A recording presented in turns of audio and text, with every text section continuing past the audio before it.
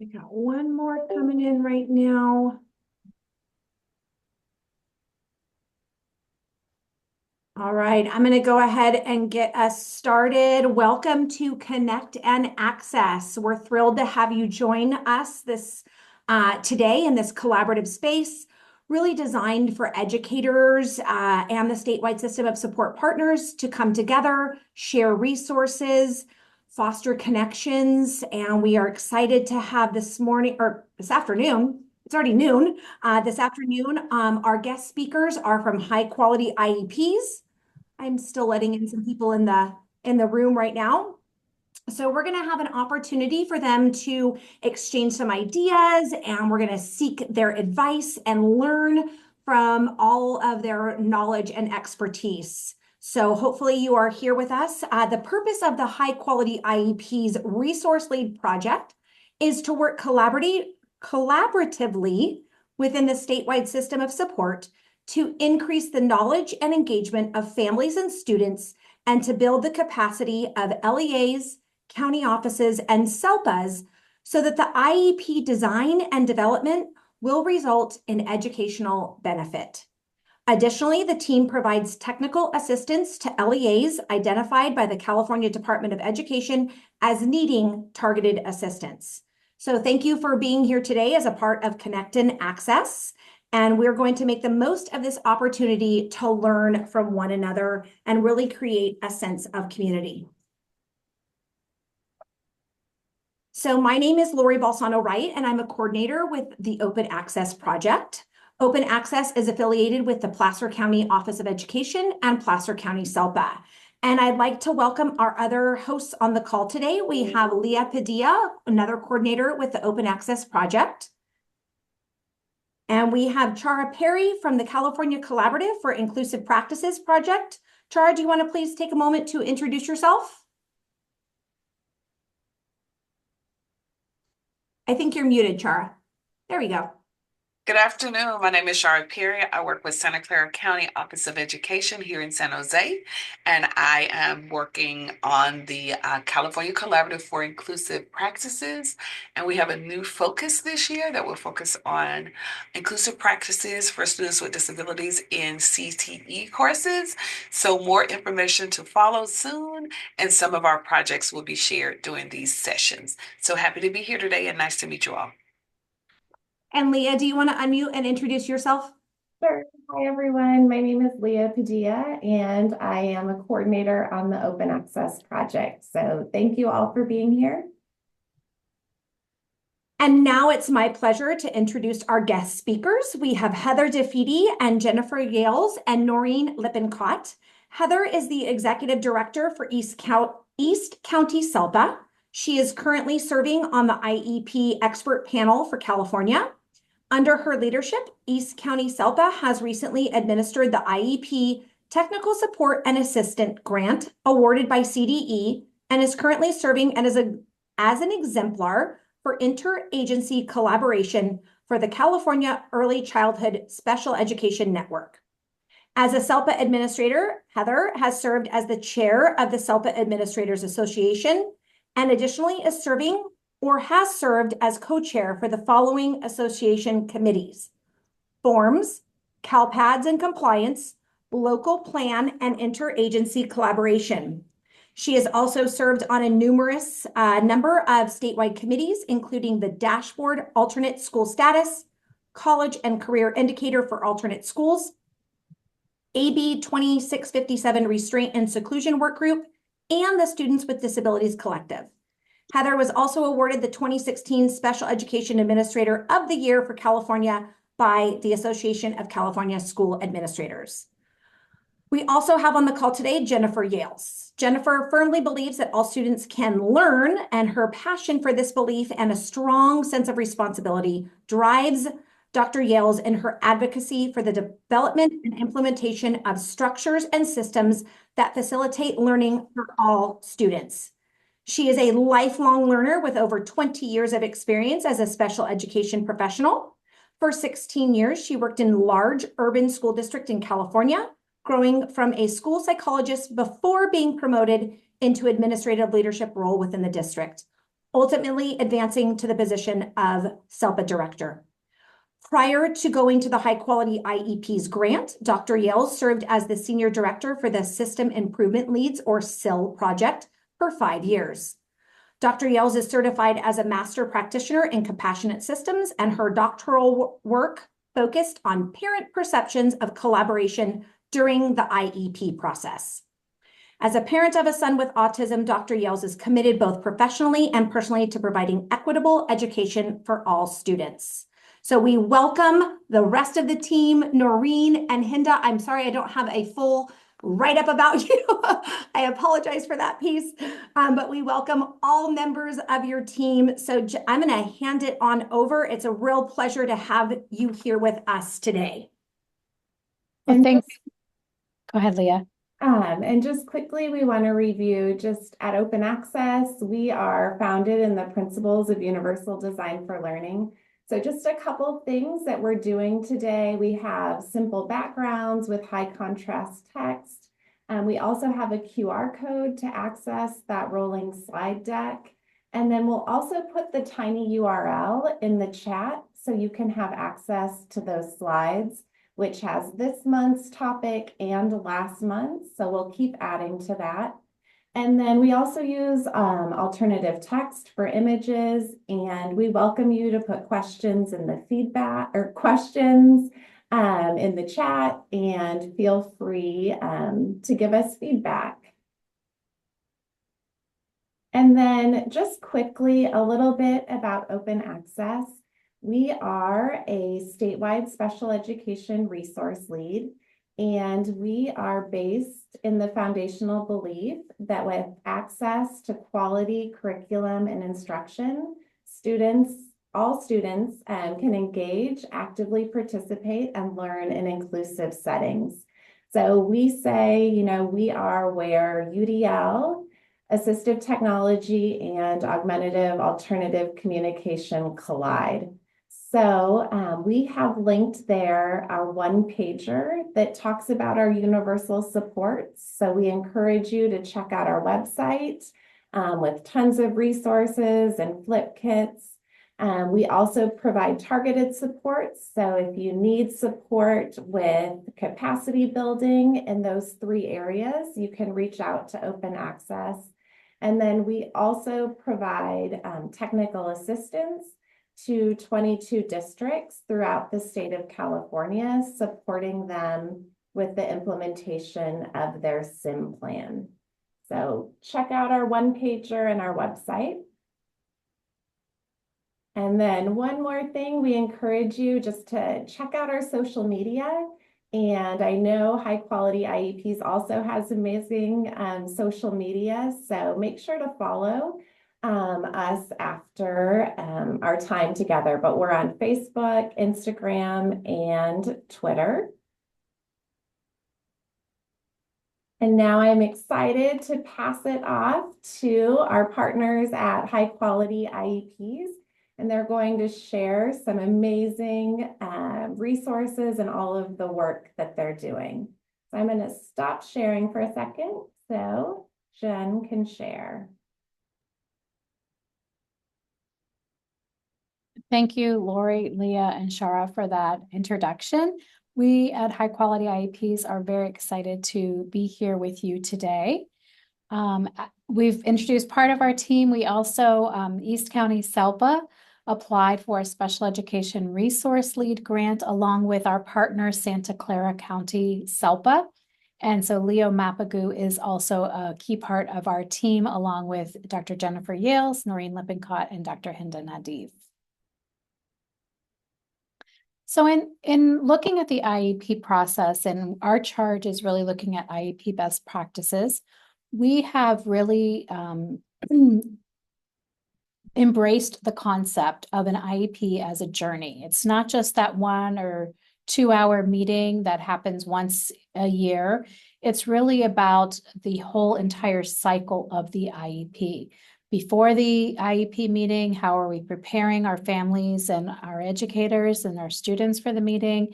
How are we going during the meeting and actually during that period of time.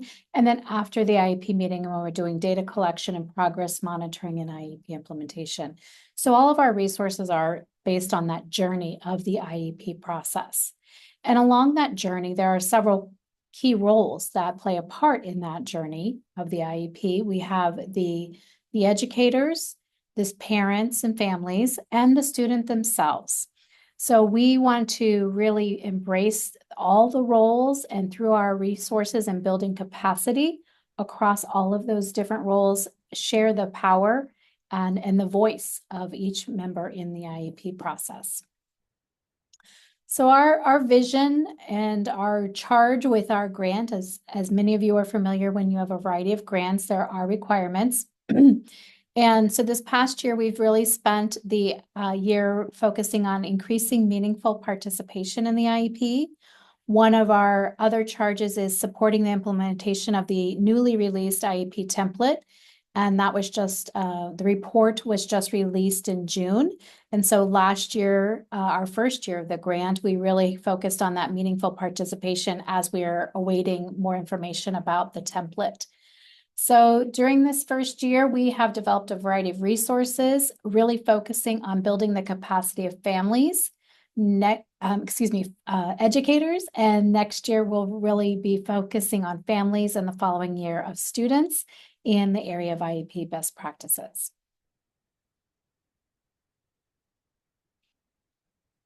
So I will turn it over to Jen.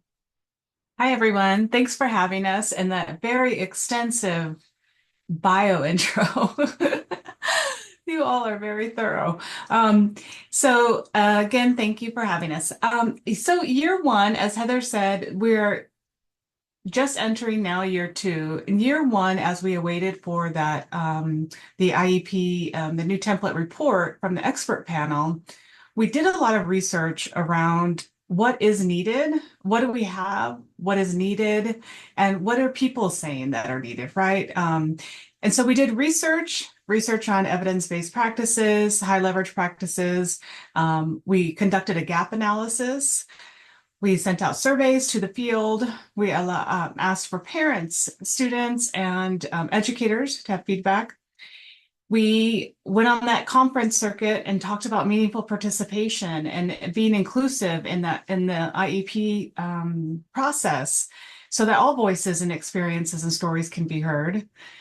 And we partnered with our team, with our system of support, statewide system of support friends, and open access being one of them, and also included them in the process of developing our resources. So I want to say that from the beginning, that we did not solely create these resources. Our partners were there for us and for everyone to give their area of expertise and input into these resources. And likewise, we know that families are an equally important member of this team and this process. So we partnered with Seeds of Partnership and also our local Family Empowerment Center in San Diego County, both of who we meet with monthly. So in this learning of this year, we did find, and I don't know if I have a slide for that, we did some big overarching themes were, what is this through line about this IEP process? We know what we're told to do. We're not quite sure of how it all fits together. And then how do I include the family and the student in this process? So some big overarching themes were, what is the through line? What are the basics? We have such high turnover and new people entering the field, and not just teachers, but administrators as well coming into special education, families entering into special education, and not knowing just the basics. So we wanted to help to deliver and balance that unevenness, right? And balance the power of knowledge within this process. So we knew we got the feedback. The report came out in June. And together, then we've created, and with our partners, like I said, what we're calling the high quality IEP resources. And these resources, I'm going to actually go live because I think it's much more interesting to see it on and live, but we're going to drop in the link for you if you want to follow and play along. And that's that highqualityiEPs.net. And this is our website. here. And so in keeping with, we're not all starting at the same point, right? There's variability in the learners that are going to be coming to this site. And we really encourage you to start where you feel comfortable. And if you're not sure where that is, we have laid out, kind of mapped out a journey for our families, our students, and educators. So you can start with, on our homepage, choosing your journey, either by scrolling down or up in the toolbar here. So you can click on your journey as well. I want to give a little shout out. We're doing an illustrated video series that are cute short videos. Another way to modality to learn this information. So there's cute little illustrated videos, and we have 2 posted, and the 3rd will be posted soon. That's just a little plug. So let's take a journey to start with for educators. And educators are where we are starting in this first couple of years of our grant, because we know those are the people that are going to start with those connections first at the school site, right? The connections with our students and the connections with our families. So our efforts are we have resources in the parents and the students, but we're really refining and creating a high quality IEP toolkit, starting with educators first. So you'll see this as the most built up section of our website. And this is what we're calling the high quality IEP toolkit, and the special education provider edition I'll be walking through with you today. We have a little welcome letter that you can read through about what is this toolkit, who are the authors and the contributors of the toolkit, and linking to them as well. And the purpose of the toolkit, which are really guided on the principles of the IEP expert panel report that was just published. Why use it and where should you start? Like I said, just start where you feel comfortable. If you're not really sure where, just pick a place and go in, and we're hoping that we can help you navigate through that.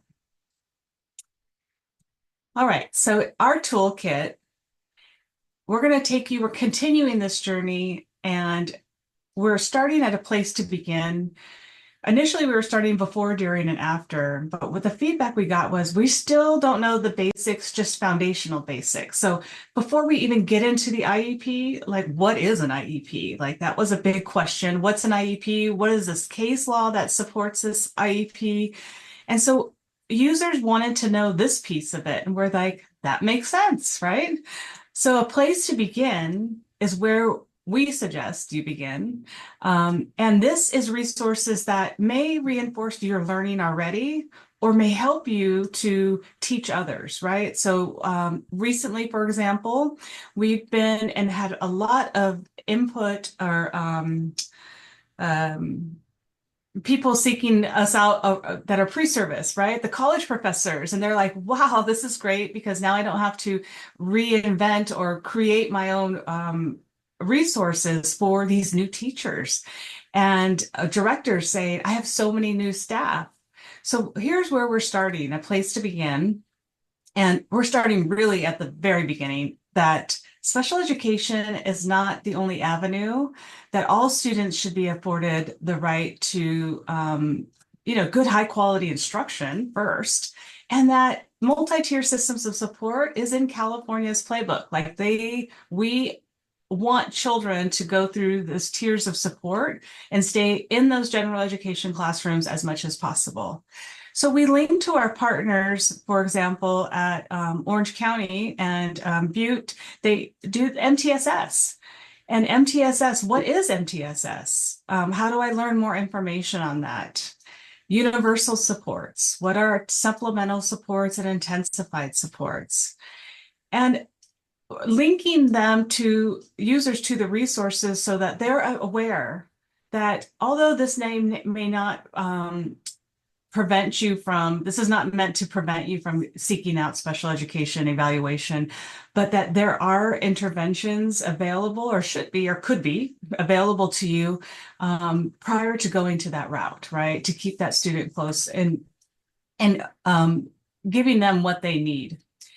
So the resources, you'll notice also in all of our resources, we have a link here to a survey. And these are unique URL link surveys for this particular resource.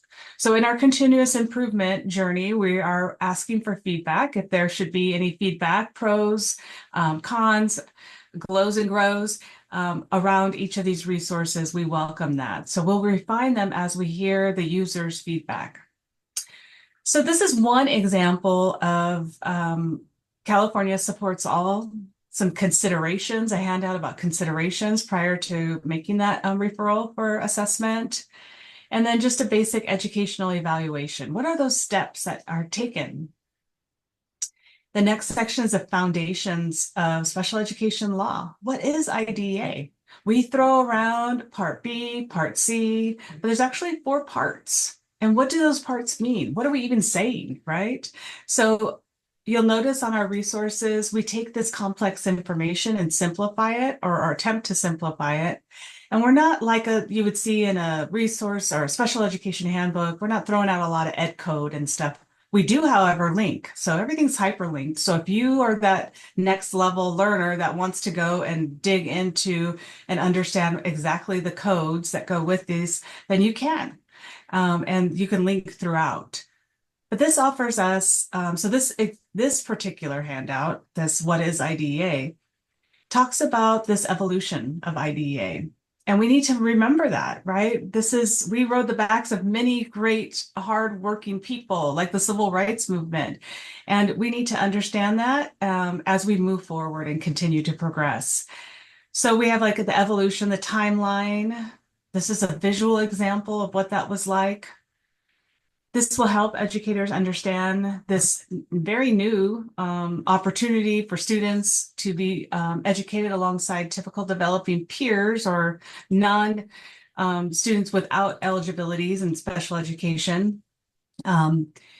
So also definitions of an IEP. What is an IEP? Who should be on the team? What are procedural safeguards? What are common timelines associated with IEPs? So some basics in the foundation, and then partnerships. Like Heather said, meaningful participation is where we will continue to spend the majority of a lot of our effort, because that is important, that all team members have a voice and are heard and their stories are heard in order to make the best decisions on behalf of the child. So we talk about that continuum of engagement, that we don't just invite people to come to IEP meetings. We need to co-lead with these people, right? With each other, one another. And then how to cultivate that. So what are some examples of improving and promoting communication or empathy and respect? So we go through many examples here about promoting and cultivating meaningful participation in the IEP process. Leaders can also walk through an actual way to do that. How do you assess your current situation around meaningful participation and collect data to really have that evidence, or do we have that? So that's another resource as well. And then finally, right now, and a place to begin, is some organizational strategies for case managers. I think we overlook this. Some of us are better at organizing or understanding how to organize. And in this very this is heavy paperwork, scheduling, organizing for team meetings field, right? So we have a resource here with hyperlinks to actual examples and usable forms about how do you calendar, documenting what's going on, and I could show you some of those resources that are hyperlinked. For example, a family communication survey. So this is a template that you can use. You just click on Use Template, and then you can customize it yourself in Google Forms. So what is your name? Mom, dad, guardian? What is your preferred language or to communicate in? How would you like me to communicate with you? And then numbers. Do you want to volunteer? Do you want connections to what's going on campus? Your level of participation or your level of communication. What's comfortable for you? We also have a parent-student communication log. So that could be something like, I am going to reach out to mom today. And this is the date I contacted, or what their name is. Why did I contact? Do I need to follow up with them? What was my outcome? What's needed? So just some basic organizational strategies to get us going, even down to reminder cards. There's a year at a glance calendar for IEPs, to-do list, some stuff you would see on Teacher Pay Teacher, but these are free for our educators. And really what we heard was, this is kind of laying that foundation, and now we're ready to start organizing specifically for the IEP and our families. So I'm going to head on over now. So I'm going to go, I just did a place to begin. Now I'm going to go to before the IEP. And this before the IEP is, now we're in the frame of before, what's happening before the IEP. And remember, like Heather said, we're going to think of this as a year, like a process, a whole year process. In fact, we hashtag 180. We want to wear shirts and everything, because the IEP is one day, right? And it's 1 hour in a day, but there are 180 days. Well, I guess depending on your school calendar too, students are in school. So the implementation and preparation for this IEP, we need to bring value to that, and not just make this procedural and this 1 hour, or, some are 10 or whatever, but IEP, the focus, right? This is all the focus. So before the IEP, we talk about understanding eligibility and how it works and what that means. And this information being complex, and there's a lot of information. So we said, we're going to build these resources. And then we thought, holy smokes, this is a lot of information. How do we chunk this information for people so that we can walk away with, depending on where you're coming in, like I said, you see this bigger balcony picture versus in the weeds of the actual IEP when we're writing it. So educational benefit. And actually, we're accountable for educational benefit at the state level as well. We're like, that makes sense. So you'll notice throughout the resources for before, during, and after, key components, 5 key components. And this is how we branded it, basically, is around these 5 key components. So assessment, present levels, identified area of need, measurable goals, and supports and services. So as we prepare, so in an ideal situation, you go through your IEP, you would have hit all 5 key components of the IEP. And then before the IEP, you can prepare for your assessment. You can prepare for your present levels. And then after, you implementation of goals and supports, key component number 4 and 5. So you'll notice as we're walking through these resources, before the IEP, key component number 1, assessment. Key component number 2, present levels. So before the IEP, with confidence, here we want you to understand, what is this assessment about? What does it involve?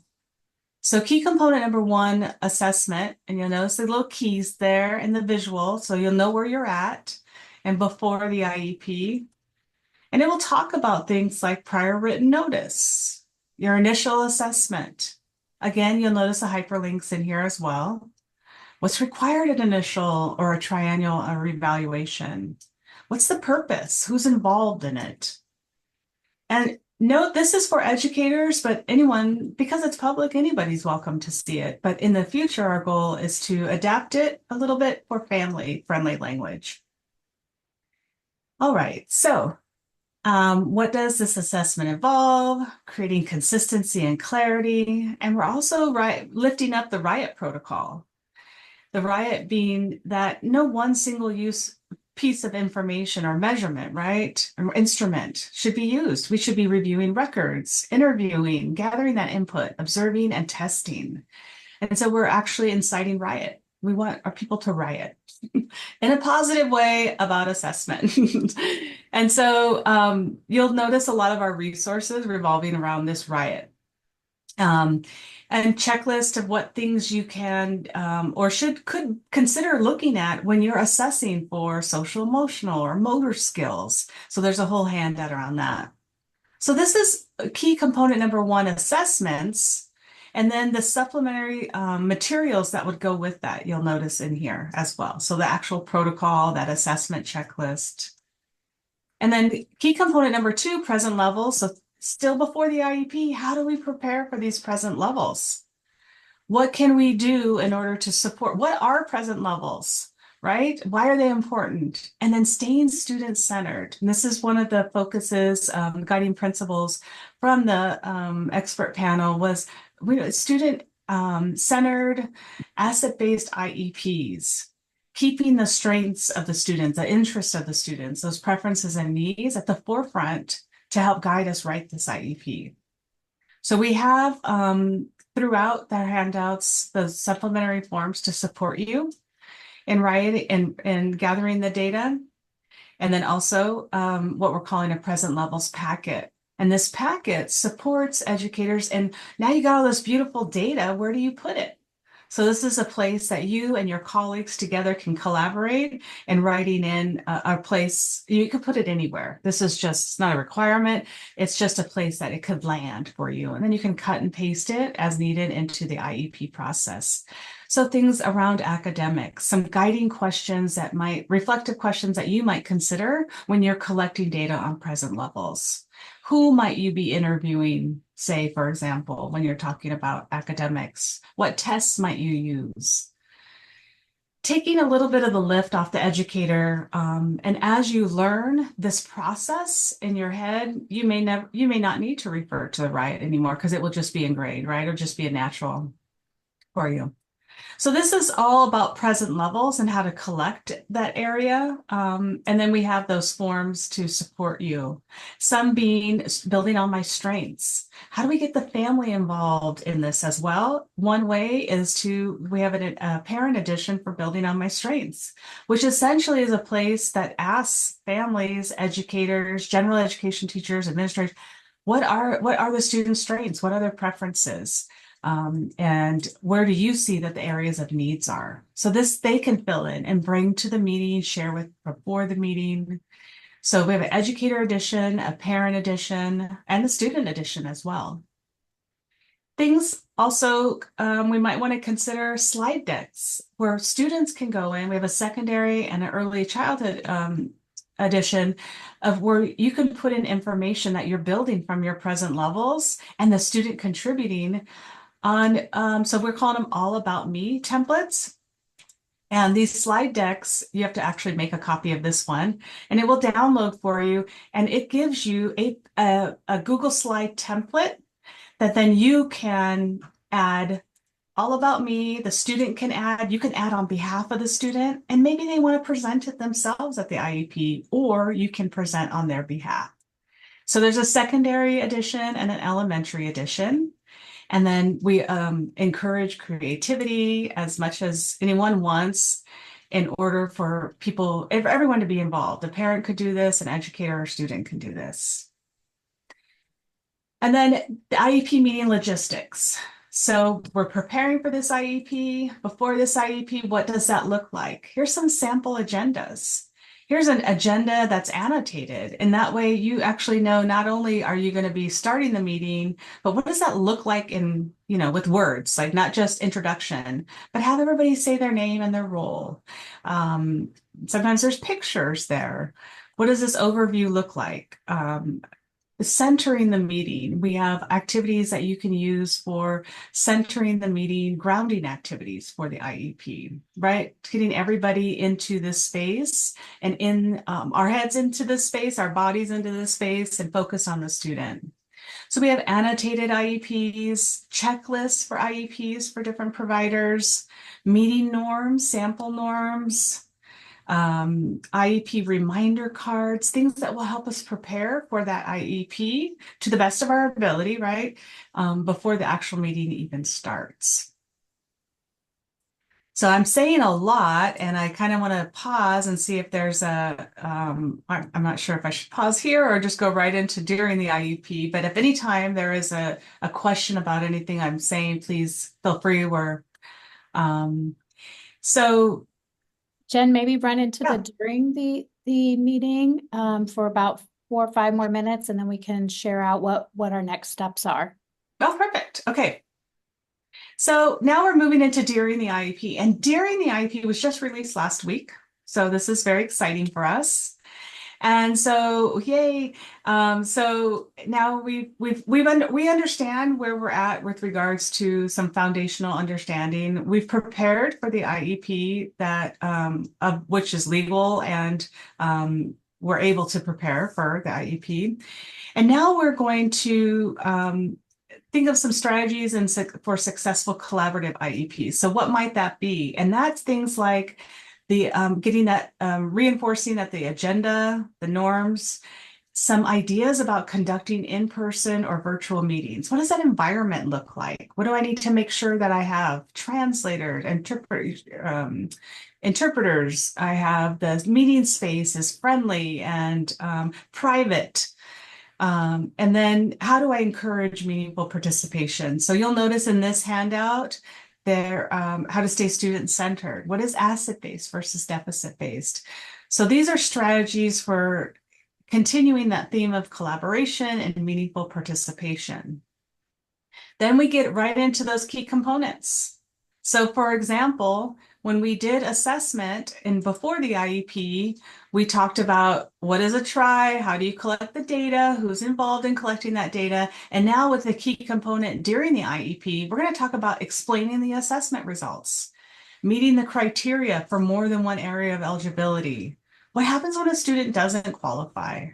Or how do I document the team's discussion around qualification eligibility? And then what if there's disagreements? What's primary versus secondary, right? So that's that flow of the journey of this around key benefit, key component number 1.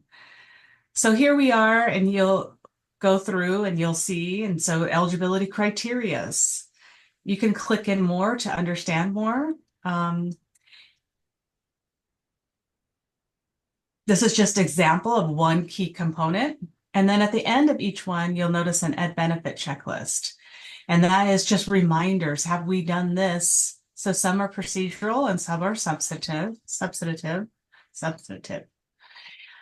All right. And then we go through key component number 2. And now we're getting into 3, 4, and 5. So now based on this assessment process, present levels, what needs have been determined? And what are based on those needs that are identified that require the support of special education supports and services, goals, and key component number 5, for example, supports and services. So regardless of what template you're using, you're going to find this useful because we didn't gear it to a specific template, but we took the essence and the guiding principles from the expert panel. So for supports and services, here's the what's all linked within this document, which is one of the largest we have. This is a 28-page one. And we'll talk about accommodations and modifications, the differences of participation in state and local wide testing, non-academic extracurricular activities, etc. So, for example, participation in local and statewide assessment. What is it? What's a statewide assessment? What are universal tools and designated tool and supports? What are embedded versus non-embedded? Link to the DRDP and understanding that, alternative assessment, and the LPAC. So this is just examples of what you might see in these sections and kind of walks you through that entire IEP. All right, so talks about services, indirect, direct services, etc. So we've walked through now before, during, a place to begin, before, during, and after, and during the IEP, and then after in the next couple of weeks, month or so after the IEP. So we've written all this beautiful stuff. We put it all together. We've all agreed on this, and now time for implementation. And what does that look like? So we'll be working on that one in the next, look for it in the next couple of months. So I'm gonna race through. We've put this all in an IEP on the slide deck So for those of you who, I mean, I talked fast. I went through a lot of things. So, but in the future, be on the lookout for after the IEP, where we're going to talk about, who does what now. How do we monitor for measurable goals and then implement our supports and services, right? And then how do we reflect on what just happened? And how do I improve, make changes, or continue good practices for the next time I meet? We are in the process of creating an administrative designee edition, IEP Toolkit edition. And then also a general education teacher edition, because we do hear that as well as general education teachers, so much value, so much to say, and so much potential and collaboration. But what does that look like? How do I fit into this? And then we're also currently partnering with the Pathways to Partnership team on creating an IEP Success Companion Guide, which I don't know if that will actually be the name of it, but what that is now we're at this meeting. How do I prepare for this meeting? And we're at it.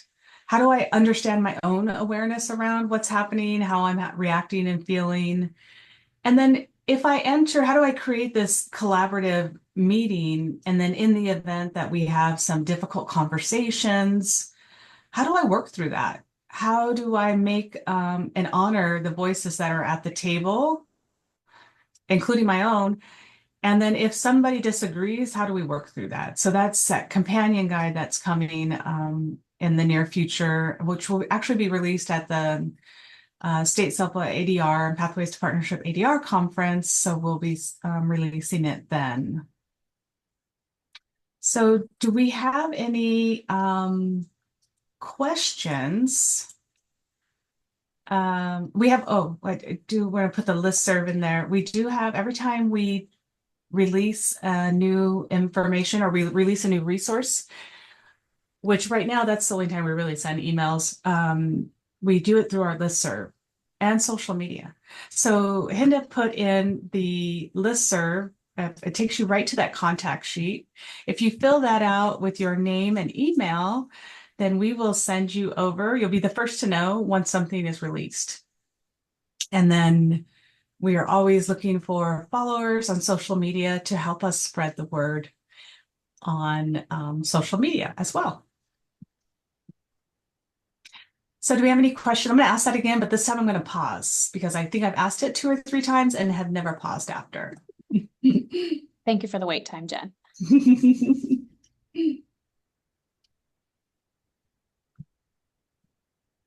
Or feedback. Well, yeah, I would love to chime in if I may. Yes. My name is Troy. I'm a first-year special education director for Sonoma Valley Unified School District, and I attended a IEP facilitation training last month.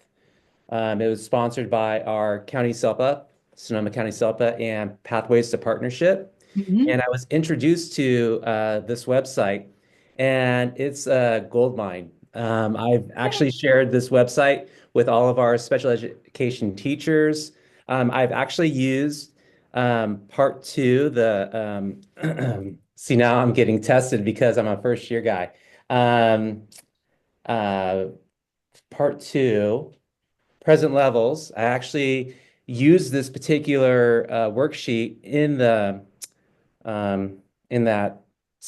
tab to share with our ed specialists about, what do our present levels look like? How are we collecting them? Because it's the present levels that drive the goals. And we're all we have some new ed specialists who are struggling with goal development, goal writing. And so I just have to say, this is an amazing resource, and I'm going to share this with everyone who I connect with, not only our educators, but our families. And just want to say thank you.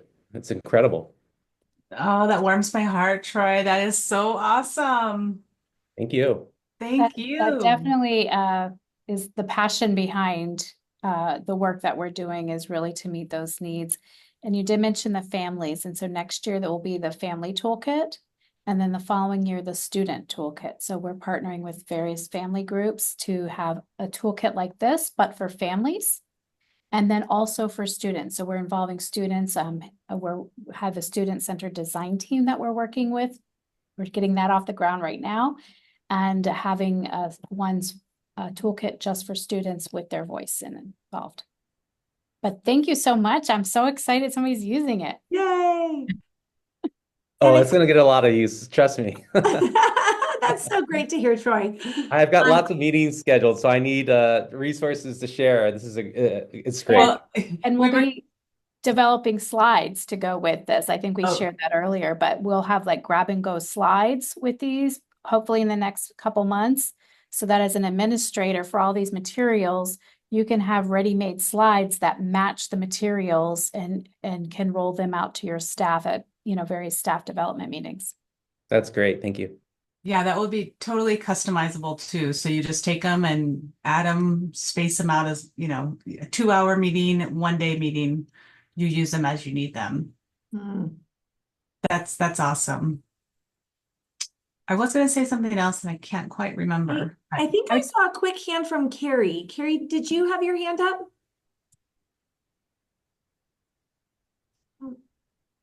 I thought I saw it. Maybe she'll pop back in. I know she's. Well, Emily 100% agreed with Troy. I do. I'm so excited. I have a list of people I'm going to email this information to right as soon as we end. I'm like, oh my gosh, they're going to love this. This is fabulous. This is just extra fabulous for some of those smaller districts that might not have systems in place for how to do all the things they want to do. And this is just such an amazing way to have systems ready to roll. And that's a great segue, Emily, for me to remember what I was trying to remember a minute ago. And so in addition to those, so thinking down the line, in addition to those grab and go slide decks that we will be creating that will come out soon, our hope is down the road to accommodate for the different like people that like to read or people like to see this image. So we're going to create video modules for this, so you can self-paced learning modules. So districts could say, for the new teachers or the experienced teachers, whoever, to take these modules and learn from them. Also, for those that need more targeted support, what does that look like? And so we're examining that right now. The basics tool that lives on the System Improvement Leads website goes a little bit into IEPs, but we're in the process of creating what's that next step for analyzing your processes and your systems around IEPs. Before you get to any intensive or sim kind of work, what might that look like? And then really diving in and kind of creating a culture or community around around how do we work through that. So look for in the future as well some more targeted supports, that maybe self-assessments that you could take, and some community of practices that could meet around this as well as we're developing these. So staying in contact is going to be super important for that. And thank you for spreading the word, Emily. I just wanted to let you know, feel free to provide the link that's in the chat that says contact at the end, because that way they can stay up to date to all the new resources that we are pushing out and uploading. So thank you. Mm-hmm. Any other questions from individuals on the call today?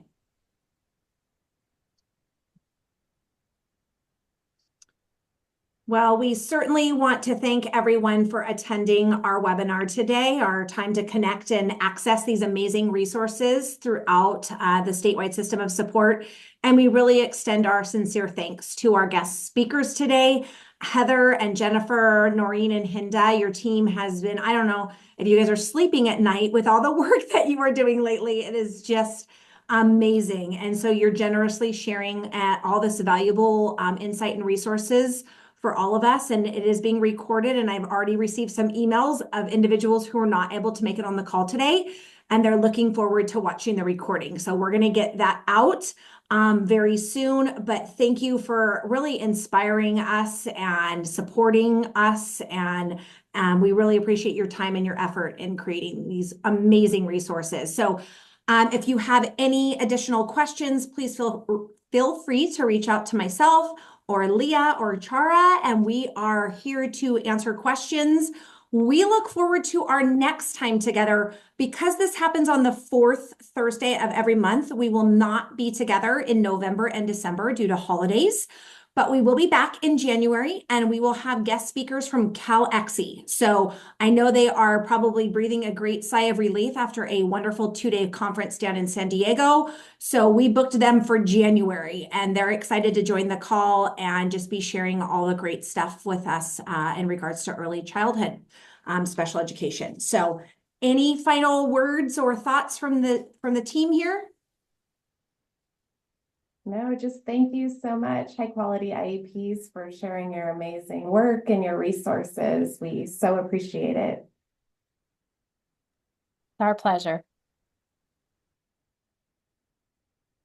All right, everyone, thank you so much. We'll give you a gift of a few minutes of your time, maybe before your next meeting.